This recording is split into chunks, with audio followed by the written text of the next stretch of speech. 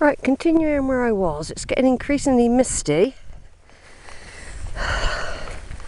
It's not exactly cold. I've got a spare jumper.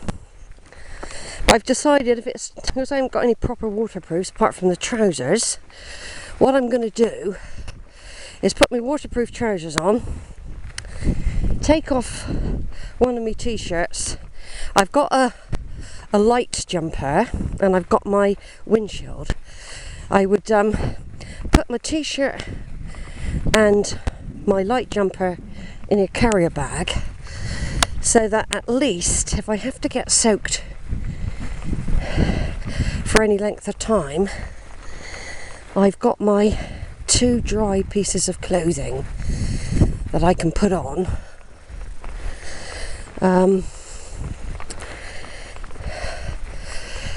Because there's only so much you can carry, you know. I mean the bag feels not as heavy as it did. I expect I've dropped something out of it, I don't know. But yeah, I don't feel quite as heavy actually. Yeah, that is the only trouble when you come up here. It could be sunny in Western, but I've got to remember my way back as well, see? See, there's another signpost there.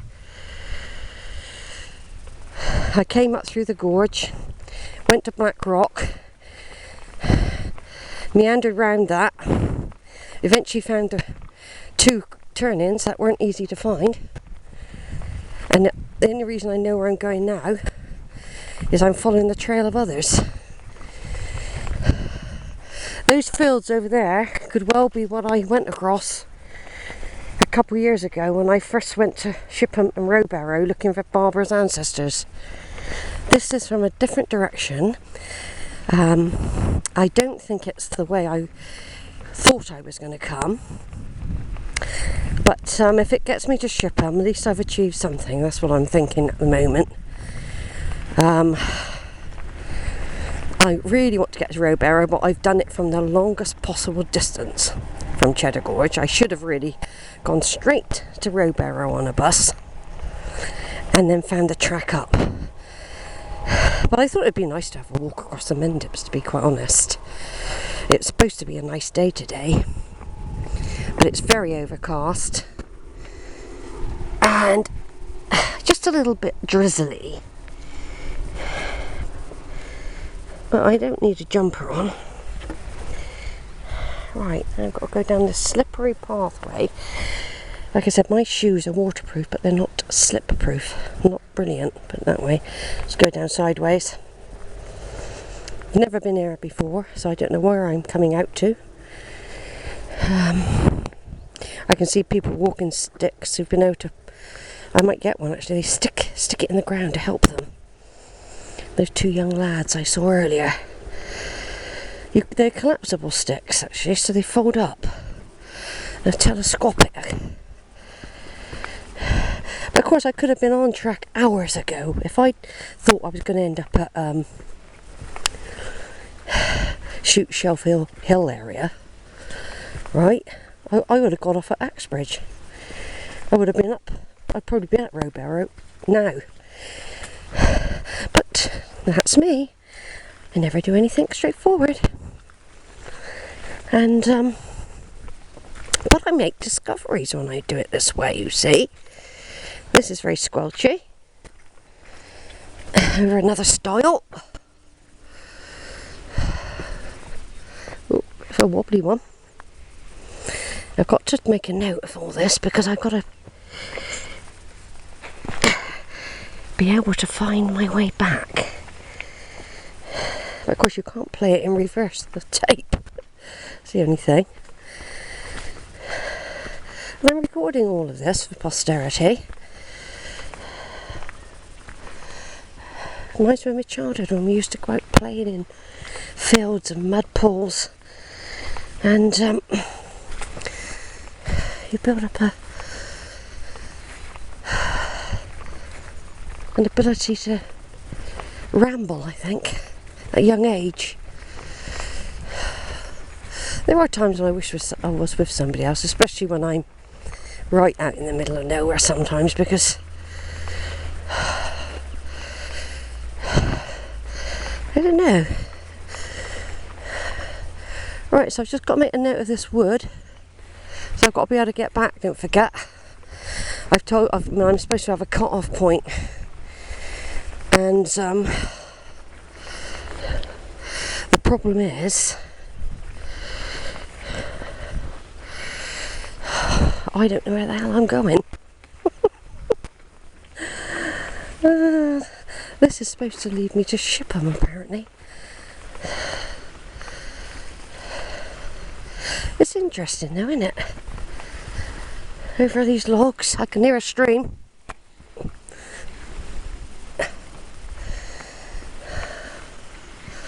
I can hear a babbling brook.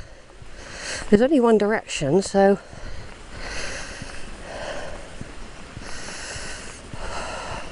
I think it's just to make it more interesting. But the thing is, I've got no idea where I am in conjunction to Rowberrow, and if it's Rowberrow's 3 hours away.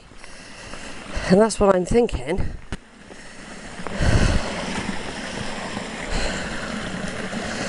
Over a bubbling brooklet. Coming down from the Mendips. Going down to Cheddar probably.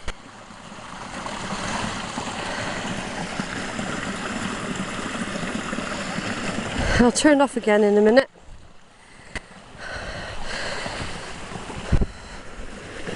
Right, so I came across there, down through that way. I can usually remember my way back the first time. Now I come out onto a road, look.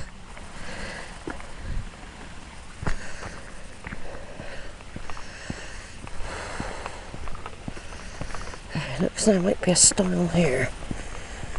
Wait a minute, here we go. Crossing over the road.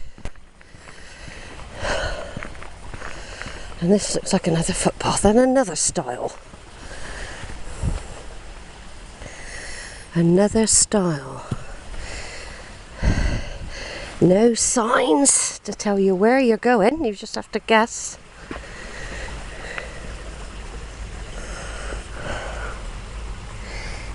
There's arrows in the road for some people. And we're heading towards the aerials.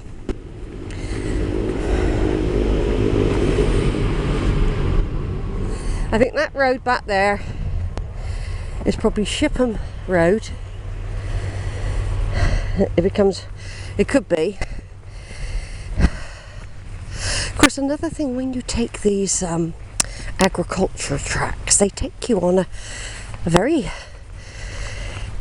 beautiful route, but they tend to do a lot of backtracking and weaving around, so you often end up very close to where you were an hour ago, to make it more interesting.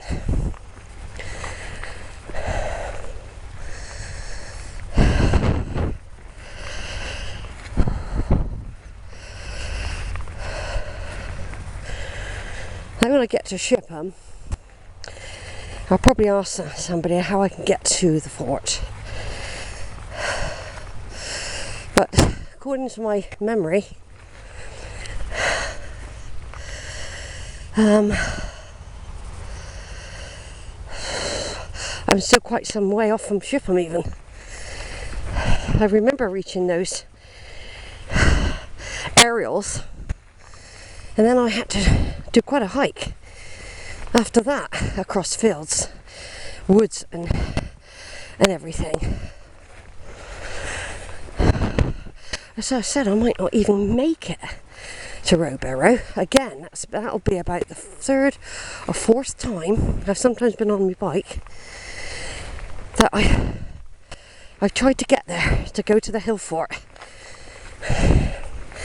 and each time I end up running out of time, or battery, or memory.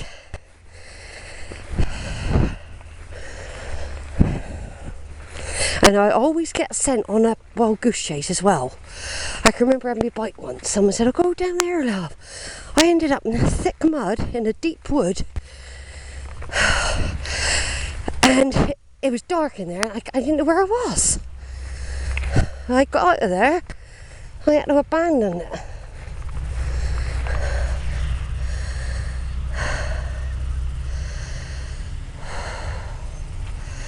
See, I think where I want to go, I should be right over there. I don't think I should even be here. But if I had a proper map, which I've run out of ink, I could have printed off, see. Right then, anyway, till the next video, everybody. This is just Sheila on one of her Somerset explorations. Doing it the hard way, no map, and obviously should have gone up Velvet Bottom by the look of it, and I didn't. I aimed for the safe route, I think, but I think it's going to be the longer route. That's the problem. Right then, over and out for now, everyone.